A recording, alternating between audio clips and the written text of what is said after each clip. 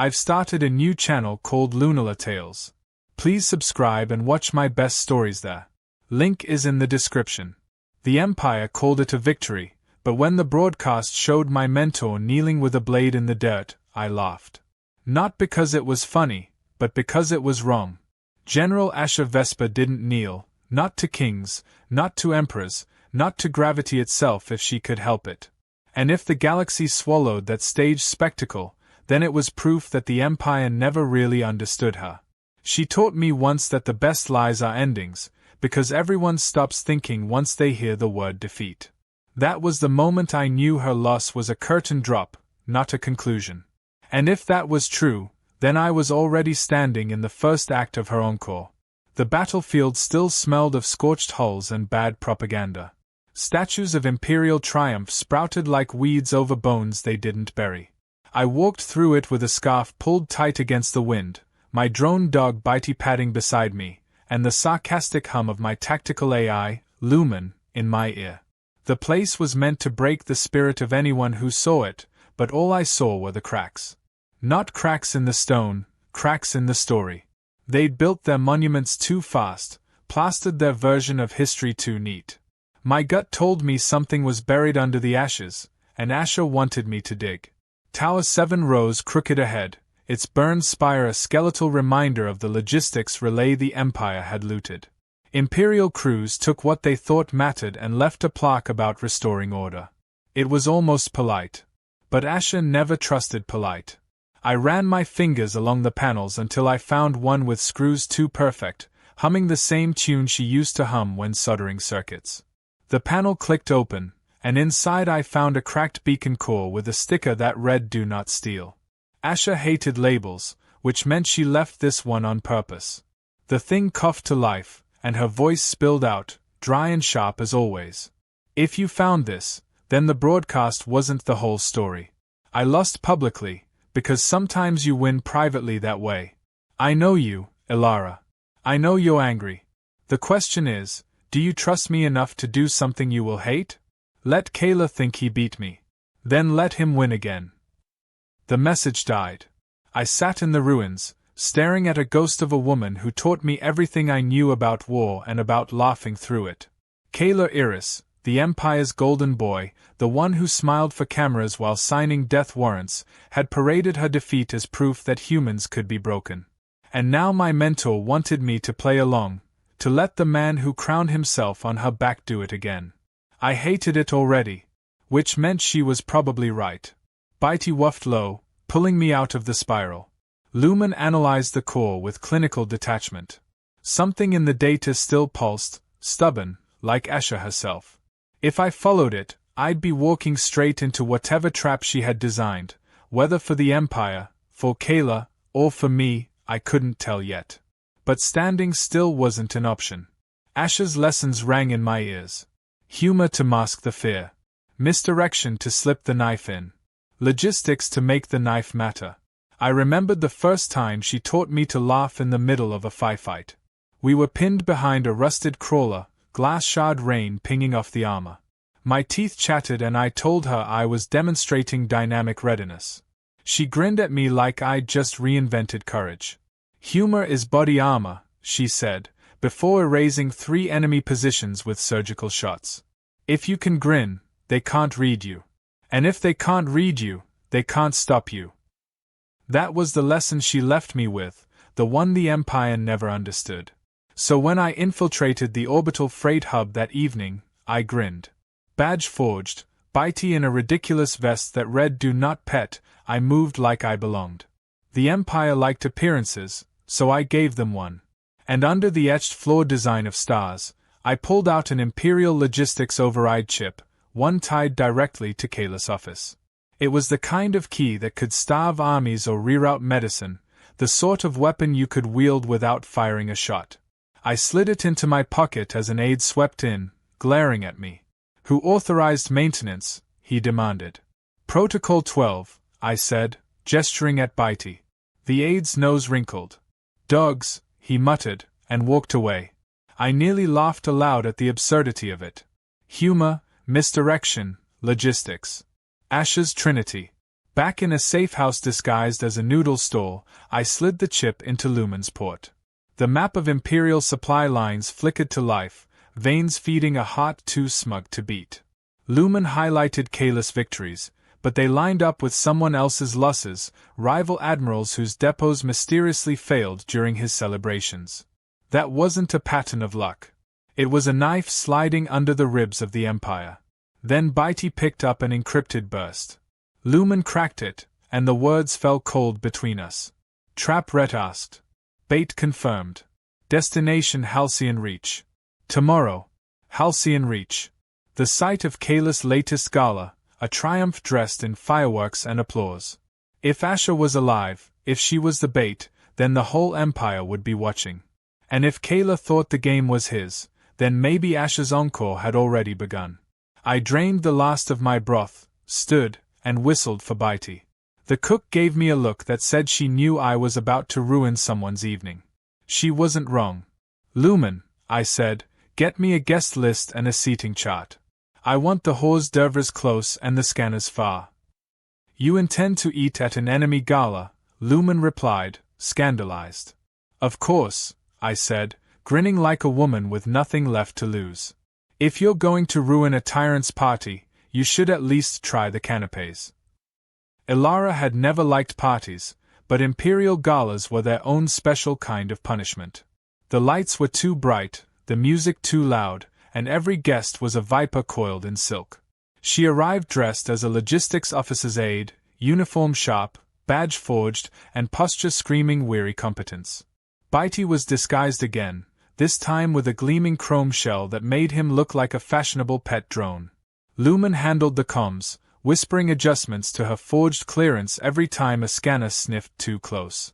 The Empire loved their celebrations, but it was the arrogance of those celebrations that made them sloppy. The ballroom of Halcyon Reach glittered with chandeliers powered by reactors that could have lit a city. Tables bent under the weight of foods imported from worlds that starved in silence. Every toast was a monument to excess. Kayla Iris was the son of this galaxy of fools, dressed in tailored white armor lined with gold thread, smiling at every envoy and merchant as though he personally cared about their fortunes. His charisma was part of his weaponry, a smile that hid teeth sharper than knives. And somewhere, hidden beneath this theater, was the trap he had baited. Ilara kept her distance, moving from server to server, collecting fragments of gossip like puzzle pieces.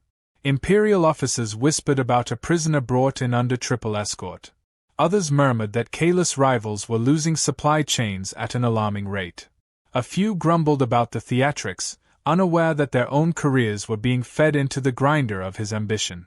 It was Asher's kind of battlefield, one where the bullets were rumors and the casualties reputations. Ilara hated it, but she had to play. When Kayla took the stage, silence spread like frost.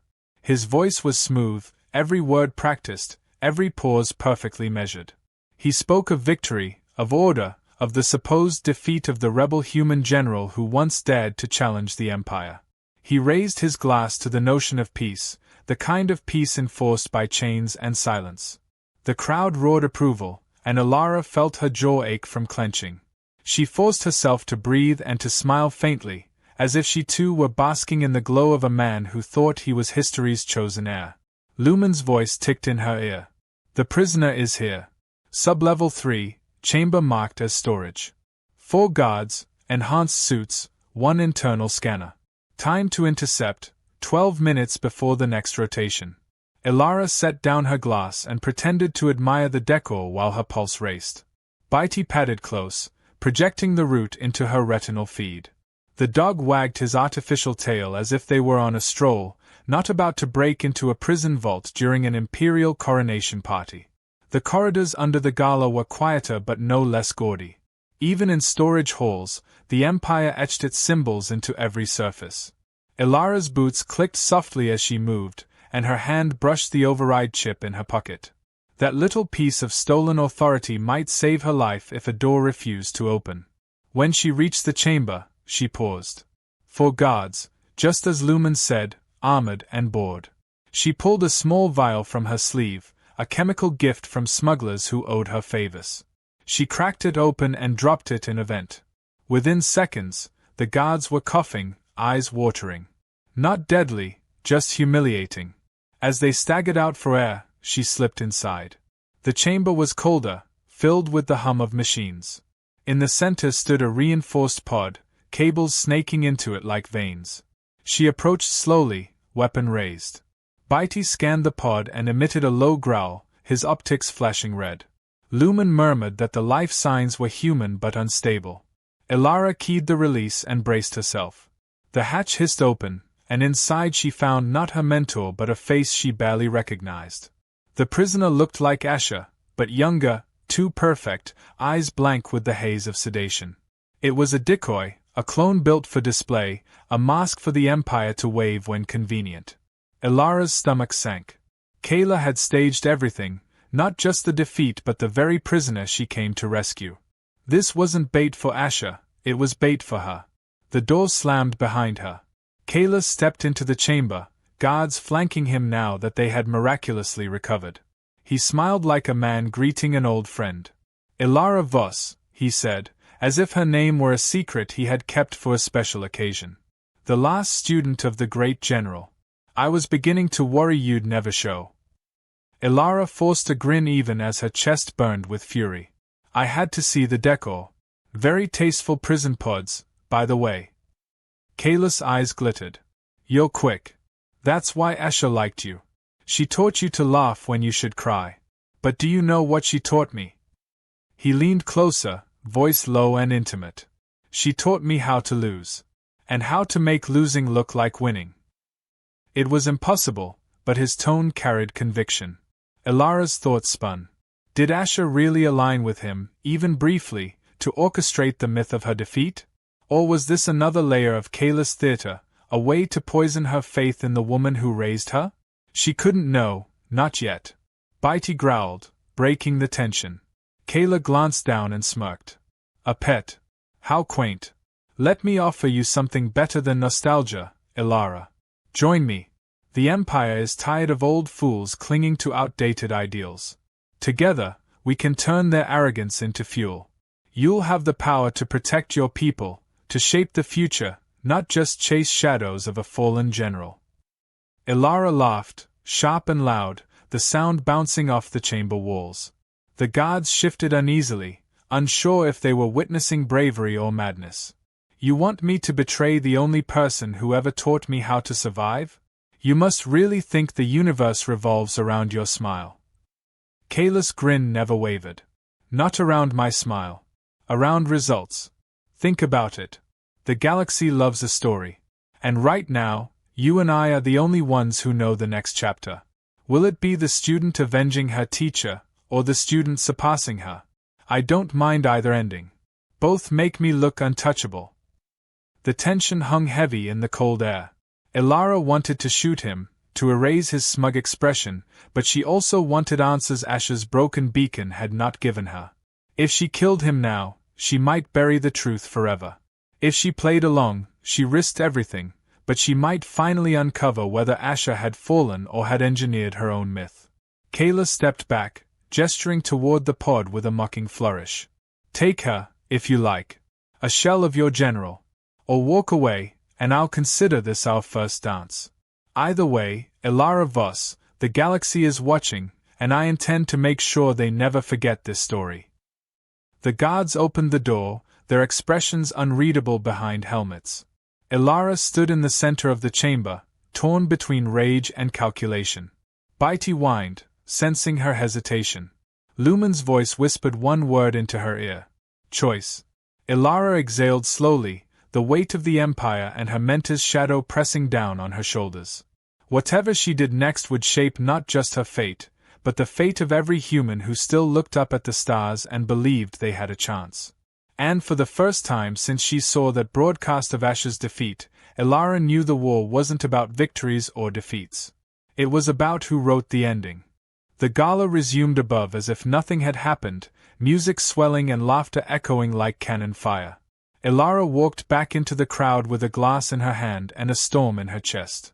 Kayla had let her leave the chamber with no attempt to stop her, which meant he wanted her to think she still had choices.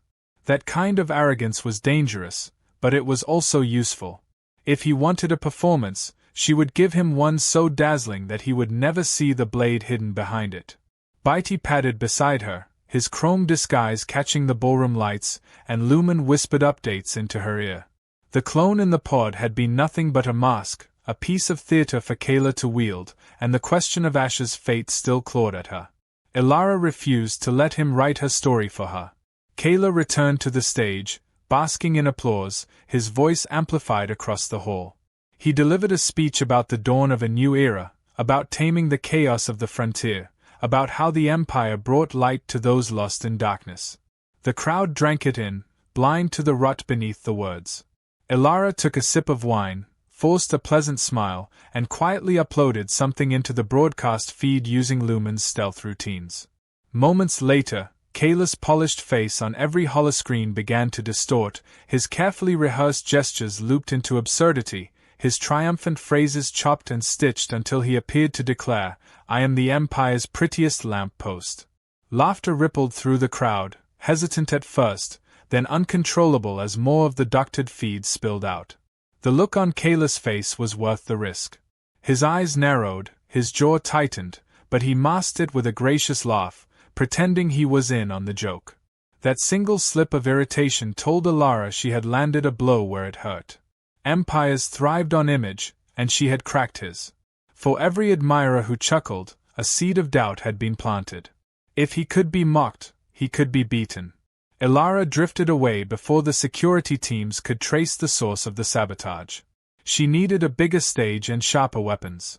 Later that night, while the Empire's elite congratulated themselves upstairs, Elara infiltrated the private quarters attached to the gala.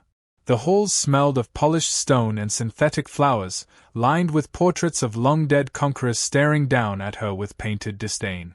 She slipped past patrols, relying on Lumen's timing and Bitus' uncanny instincts. At the heart of the wing was Kayla's study, filled with shelves of books he would never read and trophies from victories he never earned. She searched quickly, bypassing locks with the stolen override chip, and found a sealed safe embedded into the floor. Bitus' tail swished as he projected a crude map of the lock mechanism. With a low growl, he began to cycle through algorithms faster than human fingers could move. The safe hissed open, and inside lay a series of data cores marked with the Imperial crest. Lumen decrypted one on the spot, and the contents lit up Elara's vision. It was a recording of Kayla's so-called triumph over Asha. Only this version showed wide camera angles, unedited and unpolished. The scene revealed the general's surrender as nothing but theater. Asha had not been captured at gunpoint but had walked forward willingly, exchanging a look with Kayla that was neither fear nor defeat. She had given herself up, eyes hard, mouth almost smiling. The broadcast that the galaxy had seen was a manipulated version of this moment, stripped of its context and its subtlety. Elara's chest tightened. Her mentor had staged her own downfall, and Kayla had used it as his coronation. Before she could process the implications, alarms began to blare. Security had noticed the breach. Elara grabbed the data cores, shoving them into Bitus' storage compartment, and sprinted for the exit. Guards poured into the hall, armored and armed. She ducked into a service corridor, weaving between pipes and shadows. Lumen threw false signals into the system, creating phantom intruders in distant sections of the gala. Elara fired a few shots to scatter the guards, but she knew fighting her way out was impossible. She needed chaos. Chaos arrived in the form of a party she had not planned to crash. A group of smugglers disguised as caterers burst from the kitchens, hurling trays of steaming food into the faces of guards and shouting obscenities in 3 languages. Elara recognized the leader, Tal Juno, an ex-commodore turned smuggler who had promised her once that he was done with heroics. He winked at her as he lobbed a boiling kettle into a guard's visor. Elara seized the opening and slipped through, joining the melee long enough to plant a well-aimed kick into a soldier's knee. Together, they made their escape into the loading docks, where Tal's freighter waited disguised as a supply shuttle. They bolted aboard, sealing the hatch behind them as blasts of fire sparked against the hull. The freighter lifted, engines screaming, and tore away from the station before Imperial interceptors could form a net. Inside, the smugglers cheered, some nursing burns and bruises, while Bitey paced proudly as if he had orchestrated the whole thing. Tal leaned against the console, grinning at Ilara.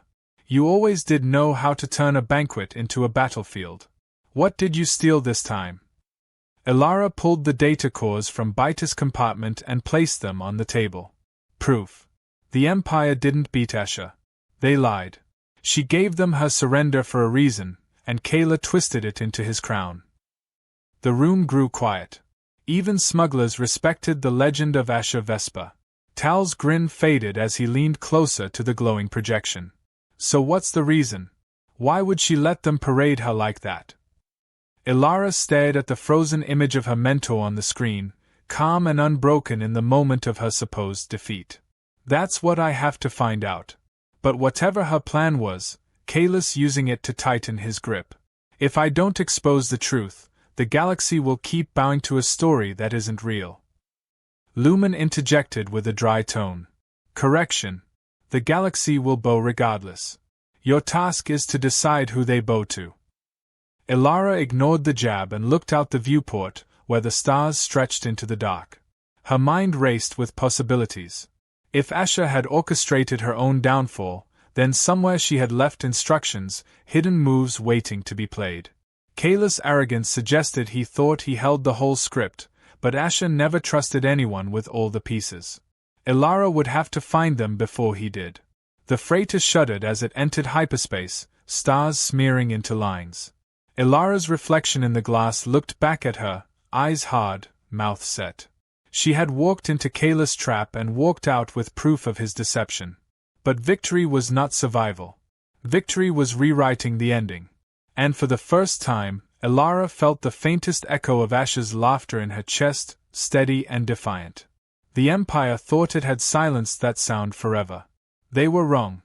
The freighter dropped out of hyperspace with a groan, shuddering as if reluctant to deliver its passengers into danger. Ilara stood in the cockpit with Tal Juno at her side, eyes fixed on the swirls of dust and broken satellites that marked the graveyard of Lyris Gate. The place was quieter now, cleaned of wreckage in the official channels, but the shadows still carried echoes of that last great battle. Somewhere in those ruins, her mentor had hidden her real strategy. The data cores she carried had revealed only fragments, whispers of logistics manipulations and deliberate shortages that did not match Kayla's stories of conquest. Asha Vespa had not simply surrendered, she had laid out a net that still waited to be drawn tight. The smuggler crew grumbled behind her, none of them pleased about flying into a battlefield husk haunted by Imperial patrols, but Tal trusted her enough to keep them in line. Bitey prowled restlessly, his optics glowing a warning red as if sensing the weight of history pressing down on them. Lumen broke the silence with its usual sarcasm, noting that the probability of survival had decreased by 17% since they left hyperspace. Ilara ignored it. For once, she felt closer to clarity than doubt. They launched a skiff into the ruins, weaving between shattered hulks of cruisers and the skeletal frames of defense stations. Each wreck told a story of sacrifice and loss, each hull scarred with the desperation of the defenders who had once followed Asha into battle. Ilara forced herself to look at them, to remember that their blood had been the ink for the Empire's false history. She would not let their deaths serve Kayla's theater alone. At the heart of the debris field they found what she was searching for. A beacon, silent and nearly invisible, tucked into the ruins of a communications tower. Its surface bore the marks of deliberate sabotage, as though someone had tried to convince scavengers it was worthless. But when Ilara brushed away the ash and connected the override chip, the beacon stirred with stubborn life. Data spilled across her retinal display, lines of supply routes, cargo timetables, troop deployments. And threaded through them, like veins of gold in stone, were coded commands. It was Asha's voice again, not a recording of surrender this time but a set of orders. Ghost orders, issued in the chaos of the defeat and hidden in the Empire's own logistics web. They rerouted supply lines, delayed shipments, forced rival admirals to rely on Kayla's network of distribution. Slowly, invisibly, she had crafted a chokehold on the Empire's spine. If Ilara activated the final sequence, fleets across half a dozen sectors would stall, caught without fuel or food, bleeding strength without a single battle fired. It was elegant, ruthless, and utterly Asher. Ilara stared at the patterns, her chest tight. This was not just resistance.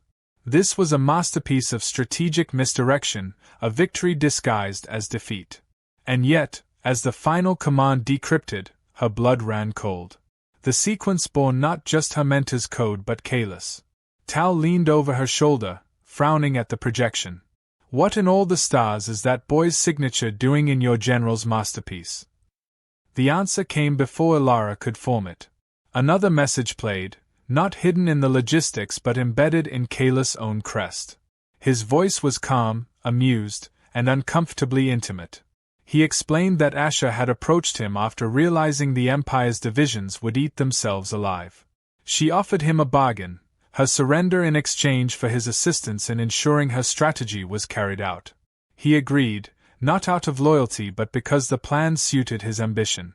Together, they had staged her downfall to strengthen his rise. Ilara's fists clenched. It was unbearable to hear her mentor's brilliance tied to Kayla's smug tone. Had Asher betrayed everything she taught her, or had she trusted that Ilara would one day be here, seeing this, forced to decide what it meant? The war inside her raged louder than the static of the beacon. She wanted to scream that it was a lie, but the data was there in black and white. Her mentor's trinity of humor, misdirection, and logistics had not been abandoned. It had been sharpened, turned into a blade wielded by her enemy. Tal's hand landed heavy on her shoulder. You don't have to carry this alone, kid. We've all fought under commanders who made compromises. Doesn't make it right, but it doesn't mean the fight's over. Bitey growled at the beacon, his optics flickering as if even the machine hated what it revealed. Lumen cut in with a cold observation. If you follow Asher's plan, Kayla wins. If you destroy it, the Empire stabilizes under his rivals. Either way, you lose. Ilara shook her head. No. That's what they want me to think. Asher always said the real choice isn't between the options they give you. It's the move they don't see coming. The beacon's final lines revealed a set of hidden caches spread across 3 systems, marked with her mentor's personal seal. Perhaps more pieces of the plan, perhaps weapons, perhaps the truth that neither Kayla nor the Empire wanted exposed. Ilara knew she had to reach them before Kayla tightened his grip. But to do that, she would have to pretend, at least for a time, to play his game. They returned to the freighter, the crew restless and nervous, while Tal busied himself with plotting jumps to the first cache. Ilara sat in silence, the data cores in her lap, the ghost of Asher's voice echoing in her memory. She wanted to hate her, to tear down the legend that had raised her, but the part of her that still remembered laughing in the middle of firefights refused. Asher never wasted a move, never wasted a lesson. If she had made this compromise with Kayla, it was because she believed something greater waited beyond it. The stars outside blurred as the ship leapt again, but Ilara's reflection in the viewport stayed sharp. She had to decide if she was her mentor's heir or her mentor's betrayer, if she would wield Asher's plan to finish the war or dismantle it to save the truth. Every choice felt poisoned, but she also felt the stirrings of defiance deep inside. Asher had left her with a puzzle, and Kayla had given her a role in his theater, but neither of them would decide her ending. As the freighter hurtled toward the first cache, Ilara closed her eyes and heard her mentor's laughter again, soft and defiant, the same laugh that once cut through the terror of battle like a blade through smoke. She understood now that the lesson was not just to laugh when the enemy leaned in. It was to laugh even when the knife pressed against your own throat, because laughter was the promise that you still had one more move to play.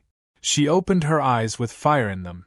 The Empire thought it had trapped her between loyalty and betrayal, between Asher and Kayla. But she would show them all that the student had learned well. The knife was already in her hand, hidden behind the smile she prepared for the galaxy. The game was not about who surrendered. It was about who claimed the last laugh. The caches were hidden in places only someone who had studied Asher's mind could find. The first lay beneath the crust of a frozen moon, where a forgotten mining station clung to life with flickering lights and stale air.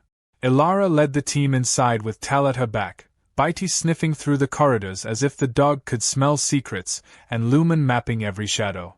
The station was half collapsed, but the chamber she sought was intact, locked behind a door marked as condemned. Inside, crates lined the walls, each stamped with the insignia of fleets that should have been destroyed years ago. Weapons, medical stockpiles, and most importantly, encoded orders. Asher had left behind not relics, but pieces of a living plan. The orders were clear but unsettling. They outlined exactly how to divert Imperial supply lines, targeting Kayla's rivals with surgical precision.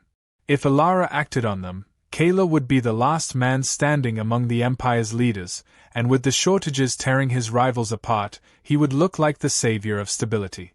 To follow her mentor's script was to crown her enemy, yet to reject it meant discarding Asher's brilliance and leaving humanity fractured. She sat among the crates, the cold air heavy on her shoulders, and tried to imagine what Asher would say if she could see her student now. The voice in her memory was as dry and sharp as ever. Don't play their game. Play yours. So Alara crafted a new plan, one that looked like obedience from the outside but twisted Asher's design into her own weapon. She would act as if she had aligned with Kayla, sending him the information she wanted him to believe. In reality, she would bend the orders into false leads and poisoned logistics, so that when Kayla moved to consolidate power, he would choke on the very system he thought served him. It was a dangerous gamble, one that required her to deceive not just the Empire but the memory of the woman who had raised her. Still, she knew her mentor would understand. Asher never asked for loyalty to herself, only loyalty to the fight. The second cache was on a trade world in the middle of a bustling market. It was hidden not in a vault or bunker but in the archives of a library that no one visited anymore. Ilara slipped inside disguised as a scholar, her forged credentials granting her access to the oldest wing.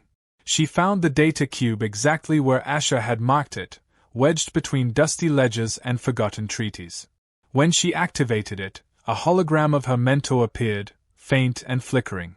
Asher looked tired, more human than legend, her face lined with the weight of choices. She spoke directly, as if she had known Alara would be there one day. If you are seeing this, then you know by now that Kayla carries part of my plan. You may even think I betrayed you. But remember this, Ilara, victory is not about purity. It is about survival. Sometimes we must hold the hand of the enemy long enough to cut the throat of a greater beast. I do not know if you will forgive me for this, but I know you will understand. Make the plan your own, laugh at the chains they think bind you, and never forget why we fight. Ilara stood in silence, fists clenched. She wanted to scream at the image, to demand why Asher had left her in this maze of loyalties and lies. But she also felt a swell of fierce pride. Her mentor had trusted her enough to give her not instructions but choices. That was the final lesson. It was not about obeying the teacher. It was about outgrowing them. Tal asked her later if she was sure about twisting the plan. You play this wrong, Kayla wins and everyone else pays the price. Ilara looked him in the eye and answered, I'm not playing it wrong. I'm playing it differently. He thinks he's using me. Let him. By the time he realizes, he'll be standing on nothing. Their return to space was not quiet. Kayla had already begun moving pieces, clearly emboldened by the reports she had fed him. Fleets shifted under his command, rival admirals found their depots mysteriously delayed, and whispers spread across the Empire that Kayla alone could restore balance. He sent Ilara encrypted messages, dripping with confidence, treating her like an ally he intended to shape into something useful. She responded with just enough to keep him satisfied, while secretly funneling his forces into traps of her own making. Lumen wove their misdirection into the Empire's networks, ensuring every false command looked authentic. The first real clash came when Kayla ordered a fleet to secure a supply corridor. Ilara had already seeded the corridor with traps. Cargo containers stuffed with volatile fuel were disguised as relief shipments. When the Imperial ships opened them, the explosions tore through the convoy, crippling Kayla's strength in one strike. He demanded answers, his voice sharp through encrypted channels. Ilara laughed softly, letting the sound echo before she cut the connection. Bitey became her unlikely ace in the chaos. The drone dog, endlessly mischievous, learned how to hijack courier drones and spread false messages across the Empire. Some were strategic, rerouting fleets into dead ends, while others were absurd, mocking Gala with parodies of his victory speeches. The combination of real sabotage and humiliating jokes broke the aura of invincibility he had tried so hard to build. Admirals began to whisper that perhaps Gala's rise was nothing but smoke and mirrors. It was then that the final cache revealed itself. Asher had left behind not just supplies or orders, but a message directly for Ilara. It unlocked only after the sabotage reached a certain scale, as if her mentor had predicted that Ilara would turn the plan on its head. The message was simple but devastating. Well done, Ilara. You are no longer my student. You are my equal. If you hear this, then you have chosen your own path, and that is all I ever wanted for you. Remember, the Empire is not defeated when it bleeds. It is defeated when it doubts. Ilara sat alone in the dark, listening to those words over and over. The ache in her chest eased, replaced with a fire that burned hotter than before. Her mentor was gone, but her presence lived in every laugh, every trick, every twist of the knife. Asher had wanted her to outgrow the shadow of the teacher, and now Ilara had done it. The Empire was fracturing. Gala was losing his grip, scrambling to repair his reputation even as his fleets faltered. And for the first time since the broadcast of her mentor's surrender, Ilara felt not only the weight of responsibility but the thrill of possibility. She would not only carry on Asher's fight. She would end it in her own name. The knife was ready. The stage was set. And when the final curtain fell, it would be her laughter, not Gala's, that echoed across the stars. The storm broke across the Empire not with fleets of fire but with words. Ilara had always known that battles could be fought with bullets, but wars were won with stories. The data cores she had taken, the recordings of Asher's so-called defeat, the evidence of Gala's manipulation, all of it came together in a single broadcast that Lumen prepared and Bitey delivered across every channel the Empire thought it controlled. The holoscreens lit up with the truth. Not the polished image Gala had fed them, not the myth of a fallen general bent to his will, but the raw footage of Asher walking willingly into surrender, her eyes defiant, her lips curling with the faintest smile as if she were in on a joke the Empire would never understand. Alongside it ran proof of Gala's sabotage, his theft of supplies, his staged victories, his endless hunger for power dressed up as destiny. The galaxy erupted in laughter first, the kind of bitter laughter that comes when people realize they have been fooled for too long. Gala's speeches were spliced with his humiliating mistakes, his declarations of triumph mocked by footage of his fleets stumbling into Ilara's traps. Memes flooded every corner of the net, reducing the Empire's golden boy to a punchline. And then came the anger. Admirals who had bent the knee to him felt betrayed. Colonies that had hailed him as a savior saw the truth in every starving family left without supplies. The narrative he had built cracked, and once the first fracture appeared, the whole facade crumbled. Gala did not vanish quietly. He fought back with his own broadcasts, snarling about treachery, painting Ilara as a traitor to humanity, a puppet of his rivals. He invoked Asher's name as if it belonged to him, twisting her legend into a shield for his desperation. But the more he shouted, the weaker he looked. For every claim he made, Ilara answered with evidence. For every accusation, she countered with humor sharp enough to cut. She did not need to match his volume. She only needed to let him reveal his own fear. Tal and his smugglers became her couriers, slipping proof into the hands of independent commanders, carrying her words where Gala's senses could not reach. The student had become a general in her own right, not because she wore the title but because others began to follow her lead. Fleets that had once scattered began to regroup under her banner, a coalition of captains tired of being pawns in imperial games. They carried the symbol Asher had designed long ago, a broken sword wrapped in a chain, but they carried it now in Ilara's name. When the clash finally came, it was not the kind of battle the Empire expected. Gala rallied what fleets he could, pouring them into a desperate attempt to seize the Halcyon Reach, the same world where he had once thrown his grand gala. He intended to stage another show of strength, another performance for the galaxy to see. But Ilara had already prepared her own theater. She let him gather his ships, let him draw every eye to his triumphant parade, and then she pulled the net tight. The coalition fleet struck not at his ships but at his lifelines. Supply routes collapsed, fuel convoys vanished, communications jammed until Kayla shouted into silence. His admirals deserted one by one, unwilling to die for a man who had already been unmasked. By the time his fleet realized the trap, it was too late. They were not surrounded by enemy ships.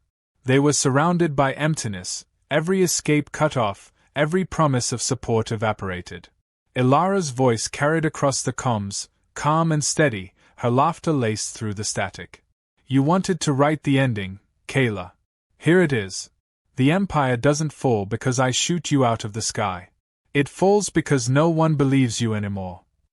He raged, swearing vengeance, threatening to burn the stars themselves, but even his own crew had stopped listening. In the end, he tried to flee, abandoning his flagship in a shuttle meant to carry him into exile. Beatty intercepted the shuttle's signal and broadcast his panicked face to every channel. The galaxy watched as the once golden prince of the Empire screamed at his pilots, clawing at the controls, reduced to nothing more than a frightened man stripped of his theater. That was the image that destroyed him, not a shot fired, but his own fear revealed. The Empire fractured in the days that followed. Without Kayla's image to hold them together, the admirals turned on one another, each scrambling for scraps of power.